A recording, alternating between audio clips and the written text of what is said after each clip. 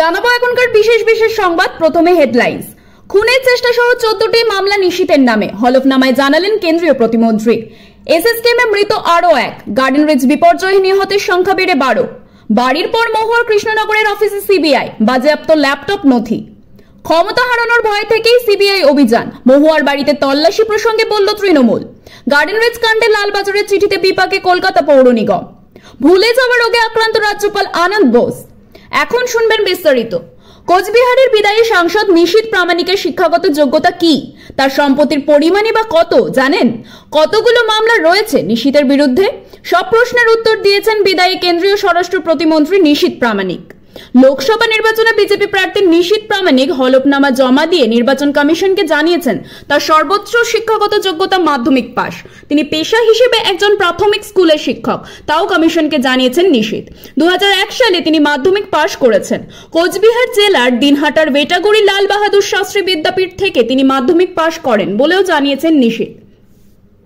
হলফনামায় কোচবিহার লোকসভা কেন্দ্রের বিজেপি প্রার্থী নিশীথ প্রামাণিক জানিয়েছেন তার মোট সম্পত্তির পরিমাণ 49,22,289 টাকা।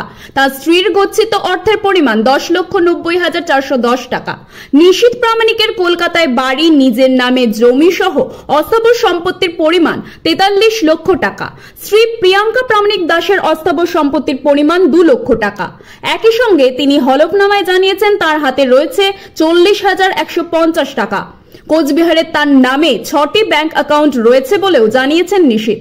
তার কাছে 2,97,000 অর্থমূল্যের সোনার গয়না রয়েছে।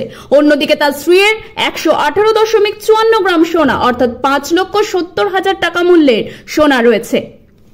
গার্ডেন রিচের নির্মীয়মান বহুতল ভেঙে পড়ার ঘটনায় মৃতের সংখ্যা বেড়ে দাঁড়ালো 12 জন। মারিয়াম বিবি নামে এক মহিলা 85 বছর বয়স গার্ডেন রিচের ঘটনায় গুরুতর আহত হন। প্রথমে তাকে গার্ডেন রিচের স্থানীয় এক বেসরকারি হাসপাতালে ভর্তি করা হয়। পরবর্তীতে তার শারীরিক অবস্থায় অবনতি হলে বৃহস্পতিবার এসএসকেএম হাসপাতালে নিয়ে আসা হয় মারিয়াম বিবিকে। সেখানেই শনিবার তার মৃত্যু হয় বলে জানা গিয়েছে, যদিও এই বিষয়ে হাসপাতালের তরফে কিছু জানা যায়নি। সোমবার গার্ডেন রিচের নির্মীয়মান বহুতল ভেঙে পড়ে দুর্ঘটনাস্থলে মৃত্যু হয় 6 জনের। পরে ধ্বংসস্তূপ থেকে শুক্রবার আরও একজনের দেহ উদ্ধার হয়। ঘটনায় আহত হয়েছিলেন প্রায় 15 জন, তাদের মধ্যেই একজন মারিয়াম বিবি। লালবাজার সূত্রের খবর, মারিয়াম বিবির মাথায় গুরুতর চোট লাগে, তাই তাকে প্রথমে গার্ডেন রিচের স্থানীয় এক বেসরকারি হাসপাতালে ভর্তি করা হয়। পরবর্তীতে এসএসকেএম হাসপাতালের ট্রমা কেয়ার বিভাগে আনা হয় তাকে। এই দুর্ঘটনার জন্য এসএসকেএম হাসপাতালের ট্রমা কেয়ার বিভাগে 2টি অতিরিক্ত বেডের ব্যবস্থা করা হয়েছিল, সেখানেই ভর্তি ছিলেন তিনি। এসএসকেএম হাসপাতালে এই দুর্ঘটনায় ভর্তি রয়েছেন আরও 3, তবে তাদের সকলের অবস্থা স্থিতিশীল। হাসপাতাল সূত্রে খবর, অস্ত্রোপচার করা হয়েছে সকলেরই, সম্পূর্ণ পর্যবেক্ষণের রয়েছে তারা। এছাড়াও গার্ডেন রিচের স্থানীয় ওই বেসরকারি হাসপাতালে ভর্তি রয়েছেন 11 জন। সকলেরই শারীরিক অবস্থা অনেকটাই স্থিতিশীল। এবার সিবিআই এর নজরে মহুয়া মৈত্রের বাবা দীপেন্দ্রলাল মৈত্র। শনিবার জোড়া তল্লাশির মুখে পড়তে হলো তাকে। সকালে প্রথমে কৃষ্ণনগর লোকসভা তৃণমূল প্রার্থী মহুয়ার বাবা তথা ব্যবসায়ী দীপেন্দ্রলাল মৈত্রের আলিপুরের আবাসনের ফ্ল্যাটে হানা দেয় সিবিআই। এরপরে যায় মহুয়ার কৃষ্ণনগরের কার্যালয়ে। সাংসদ থাকাকালীন এই কার্যালয় থেকেই কাজ করতেন তিনি। এখন এখান থেকেই প্রচারের কাজ চালান। সিবিআই এর 6 থেকে 7 জনের এক প্রতিনিধি দল এদিন দুপুর 3টে নাগাদ কৃষ্ণনগরে তার দলীয় কার্যালয়ে এসে পৌঁছয়। জানা গিয়েছে, দীর্ঘক্ষণ জেরার পর 2:46 নাগাদ বাড়ি থেকে বেরিয়ে যান কেন্দ্রীয় গোয়েন্দা সংস্থার আধিকারিকরা। বেশ কয়েকটি ল্যাপটপ এবং কম্পিউটার থেকে একাধিক নথিপত্রের প্রিন্ট আউট বার করে নেন তারা। পরে ওই প্রিন্টার মেশিনটিও নিজেদের গাড়িতে রাখেন আধিকারিকরা।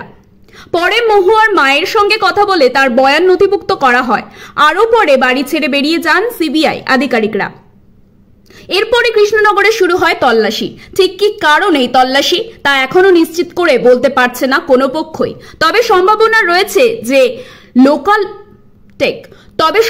রয়েছে যে লোকপালের নির্দেশে ক্যাশ ফর কোয়ারি কাণ্ডে মহুয়ার বিরুদ্ধে সিবিআই যে তদন্ত করছে তার সঙ্গে এদিনের তল্লাশির যোগাযোগ আছে। জানা গিয়েছে, দিল্লির একাধিক ব্যাংক অ্যাকাউন্ট থেকে দীপেন্দ্রলাল মৈত্রের খাতে কোটি কোটি টাকা ঢুকেছে। এই টাকার সঙ্গে মহুয়ার বিরুদ্ধে ক্যাশ ফর কোয়ারি অভিযোগের কোনো সম্পর্ক রয়েছে কিনা তা খতিয়ে দেখা হচ্ছে। কৃষ্ণনগর লোকসভা তৃণমূল প্রার্থী মহুয়া মৈত্রের আলিপুরের বাড়িতে শনিবার সকালে তল্লাশি অভিযান চালায় সিবিআই। মহুয়ার বিরুদ্ধে টাকার বিনিময়ে প্রশ্ন, মামলার তদন্তে এই অভিযান বলে জানা যাচ্ছে। তবে তৃণমূলের তরফে দাবি করা হয়েছে সংসদ থেকে মহুয়া মৈত্রকে বের করার ষড়যন্ত্রের একটা অংশ এই সিবিআই অভিযান। এদিন তৃণমূল ভবনে সাংবাদিক সম্মেলন করে মহুয়ার বাসভবনে সিবিআই অভিযানের প্রতিবাদ জানান কুণাল ঘোষ ও শান্তনু সেন। কুণাল ঘোষ পাল্টা অভিযোগ করেছেন, তৃণমূল কংগ্রেস বিজেপির গলার কাটা, ইডি সিবিআই এর প্রয়োগ চলছে। মহুয়া মৈত্রের বিরুদ্ধে সংসদীয় কমিটিতে বড় চক্রান্ত রয়েছে, কারণ তিনি প্রধানমন্ত্রী ও তার সরকারের কিছু দুর্নীতি নিয়ে প্রশ্ন তুলেছিলেন। সেই কারণেই মহুয়াকে টার্গেট করা হয়েছিল। কুণাল এদিন সংসদীয় কমিটির বিরুদ্ধে গুরুতর অভিযোগ করেছেন। তিনি বলেন, সংসদীয় কমিটিতে মহুয়া মৈত্রকে ডেকে অশ্লীল ইঙ্গিতকারী প্রশ্ন করেন বিজেপির লোকজনেরা। আত্মপক্ষ সমর্থনের কোনো সুযোগ দেওয়া হয়নি, তাকে দোষী সাব্যস্ত করে দেওয়া হয়। বিজেপির টার্গেট ছিল সংসদ থেকে মহুয়াকে বের করতে হবে। সেই ষড়যন্ত্রে চিত্রনাট্য চলছে, সেখানে এবার সিবিআই কে লেলিয়ে দেওয়া হয়েছে। আমরা স্পষ্ট বলছি, মহুয়া মৈত্র আমাদের প্রার্থী, তিনি লড়ছেন, জিতবেন। এই চক্রান্তের বিরুদ্ধে মুখের উপর জবাব দেবে কৃষ্ণনগরের মানুষ। গার্ডেন রিচ কাণ্ডে লালবাজারের চিঠিতে চাপে কলকাতা পৌর নিগম। নির্মীয়মান বহুতল ভেঙে পড়ার ঘটনায় এখনো পর্যন্ত প্রাণ হারিয়েছেন 11 জন, আহত হয়েছেন একাধিক। সোমবারে সেই ঘটনায় কলকাতা পৌর নিগমকে চিঠি পাঠালো লালবাজার। কলকাতা পুলিশের গোয়েন্দা বিভাগ সূত্রের খবর, ভেঙে পড়া বহুতল সম্পর্কে কোনো অভিযোগ পৌর নিগমের কাছে জমা পড়েছিল কিনা তা জানতে চেয়েছেন লালবাজারের গোয়েন্দারা। সূত্রের খবর, এই ঘটনায় সিএসসি কেও চিঠি পাঠিয়েছে পুলিশ। লালবাজার সূত্রে আরো জানা গিয়েছে, এই ঘটনার জেরে পৌর নিগমের কাছ থেকে বেশ কিছু তথ্য চেয়ে পাঠানো হয়েছে। তার মধ্যে রয়েছে নির্মীয়মান বাড়িটির নির্মাণ প্রক্রিয়া নিয়ে আগে কোনো অভিযোগ জমা পড়েছে কিনা। যদি অভিযোগ এসে থাকে তাহলে কলকাতা পৌর নিগমের পক্ষ থেকে কি পদক্ষেপ করা হয়েছিল সেই তথ্যও চেয়ে পাঠানো হয়েছে। পাশাপাশি ওই বহুতলে বিদ্যুতের সংযোগ দেওয়া হয়েছিল কিনা কিংবা তার অনুমতি গ্রাহ্য করা হয়েছিল কিনা সেটাও সিএসসির কাছে জানতে চেয়েছেন লালবাজারের তদন্তকারীরা। গত সোমবার মাঝরাতে আচমকাই কলকাতার বন্দর এলাকার গার্ডেন রিচে একটি নির্মীয়মান 5 তল ভেঙে পড়ে হুড়মুড়িয়ে। পাশে থাকা বস্তির উপর বিল্ডিং ভেঙে পড়ায় তার নিচে চাপা পড়েন অনেকে। সোমবার সকালেই উদ্ধার হয় 6 জনের দেহ। পরবর্তীতে হাসপাতালে প্রাণ হারান আরো 5। অন্যদিকে আহত ব্যক্তিদের দ্রুত এসএসকেএম হাসপাতালে ভর্তি করা হয়। উদ্ধারের কাজে নামে জাতীয় বিপর্যয় মোকাবিলা বাহিনী। ঘটনাস্থলে পৌঁছান মুখ্যমন্ত্রী মমতা বন্দ্যোপাধ্যায়। তিনি জানান, বিল্ডিংটি অবৈধভাবে নির্মাণ করা হয়েছে। তারপরেই নড়ে চড়ে বসে লালবাজার থেকে কলকাতা পৌর নিগম। অ্যালজাইমার্স আক্রান্ত রাজপাল সিভি আনন্দ বোস, তেমনটাই দাবি রাজ্যের শিক্ষামন্ত্রী ব্রাত্য বসুর। শনিবার তৃণমূলপন্থী শিক্ষক সংগঠন ওয়েবকুপা একটি সাংবাদিক বৈঠক করেন। অ্যালজাইমার্স আক্রান্ত রাজ্যপাল সিভি আনন্দ বোস, তেমনটাই দাবি রাজ্যের শিক্ষামন্ত্রী ব্রাত্য বসুর।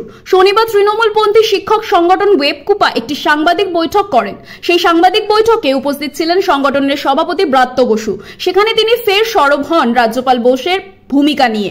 বিশ্ববিদ্যালয়ের সমস্যা নিয়ে একাধিকবার বৈঠক করার পরেও কোনো সমাধান সূত্র মেলেনি বলেই দাবি শিক্ষামন্ত্রীর। আর তাতেই তিনি মনে করছেন রাজ্যপাল সিভি আনন্দ বোস অ্যালজাইমার রোগে আক্রান্ত।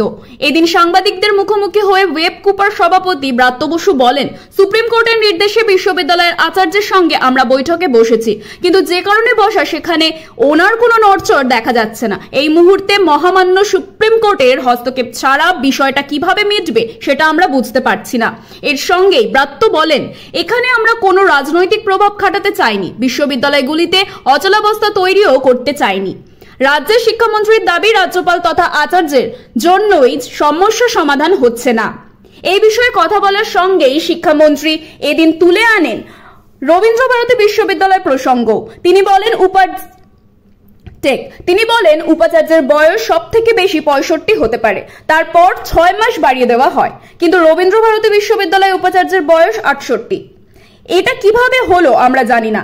এখানেই শেষ নয়, ব্রাত্য বসুর গলায় এদের নিশানার সুরও শোনা যায়। তিনি বলেন, আমরা চাইলে আইনি পরামর্শ নিয়ে শিক্ষা দপ্তর থেকে উপাচার্যের নাম ঘোষণা করে দিতে পারি, কারণ আমরা স্টেক হোল্ডার। তাতে বিশ্ববিদ্যালয়ের ছাত্রছাত্রীদের জীবন বিপন্ন হয়ে যেত, অচলাবস্থা তৈরি হতো, তাই এটা আমরা করতে পারি না।